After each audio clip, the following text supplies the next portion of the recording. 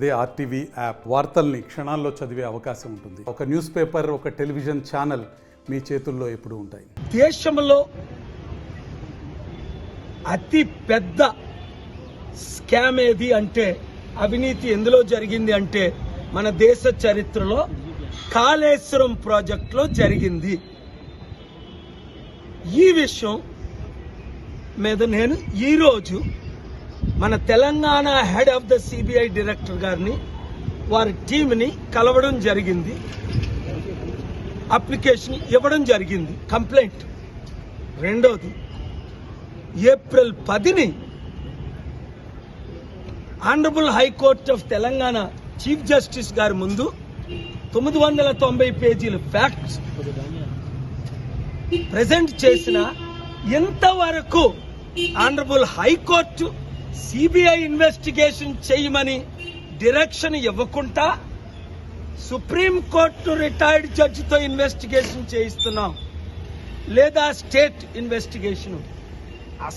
నిన్న కాక మొన్న మన రాయ్పూర్ ఛత్తీస్గఢ్ రాష్ట్రంలో 350 కోట్ల మెగా కృష్ణారెడ్డి ఎంఈఐఎల్ ప్రాజెక్టు మీద 70 లక్షలకి అఫీషియల్స్ లంచం తీసుకున్నారని ఎఫ్ఐఆర్ ఫైల్ చేసి ఇన్వెస్టిగేషన్ చేసి ఈడీ కూడా ప్రెజెంట్ చేస్తున్నారు. అలాంటిది ఇప్పుడు చట్ట ప్రకారం ముఖ్యమంత్రి రేవంత్ రెడ్డి గారైనా వీరు నాకు చెప్పింది కూడా, సిబిఐ డైరెక్టర్ ఢిల్లీలో చెప్పింది ఒకటే, కోర్టు ఆర్డర్ అయినా ఉండాలి సిబిఐ ఇన్వెస్టిగేషన్ కి, లేదు అంటే ముఖ్యమంత్రి గారైనా సిబిఐ ఇన్వెస్టిగేషన్ కి లెటర్ రాయాలి. కనుక తమ్ముడు ముఖ్యమంత్రి గారిని, రేవంత్ రెడ్డిని అర్జెంటుగా మీరు లెటర్ రాయండి, చీఫ్ జస్టిస్ ఆఫ్ తెలంగాణ అని అర్జెంటుగా ఇన్వెస్టిగేషన్ చేయమని ఆర్డర్ ఇవ్వాలని. ఎందుకు 50,000 కోట్లు స్కామ్ జరిగింది అని కాగ్ రిపోర్ట్ లో ఉంది, కంట్రోల్ ఆడిటింగ్ జనరల్ రిపోర్ట్. ఇంకా అనేక మెగా కృష్ణారెడ్డి 1,200 కోట్లు ఇతర పొలిటికల్ పార్టీస్, అన్ని పార్టీస్ ఇచ్చినది మార్చి 21 state bank of India supreme court order మేరకు రిలీజ్ చేసింది. కనుక తెలంగాణ ప్రజలకు న్యాయం జరిగినంత వరకు ఈ కాళేశ్వరం ప్రాజెక్టు 1,00,000 కోట్లది ఇప్పుడు వడ్డీతో 2,00,000 కోట్లు అయిపోయింది. ఇవన్నీ ఎక్స్ప్లెయిన్ చేయడం ఈరోజు జరిగింది. ఢిల్లీ సిబిఐకి ఎక్స్ప్లెయిన్ చేయడం జరిగింది, ఢిల్లీ సిబిఐ డైరెక్టర్కి, ఆనరబుల్ చీఫ్ జస్టిస్ తెలంగాణ జరిగింది.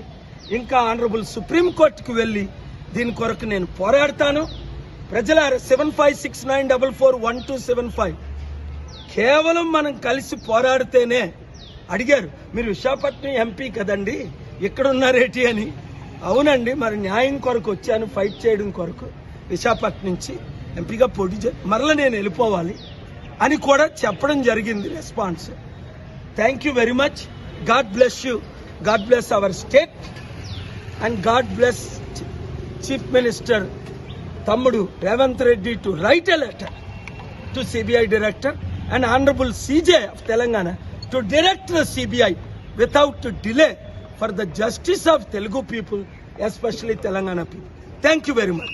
God bless you. మరిన్ని వీడియోస్ కోసం ఛానల్ ని సబ్స్క్రైబ్ చేయండి, లేటెస్ట్ అప్డేట్స్ కోసం వాట్సాప్ ఛానల్ ని ఫాలో చేయండి, అండ్ లింక్ డిస్క్రిప్షన్ లో ఉంది.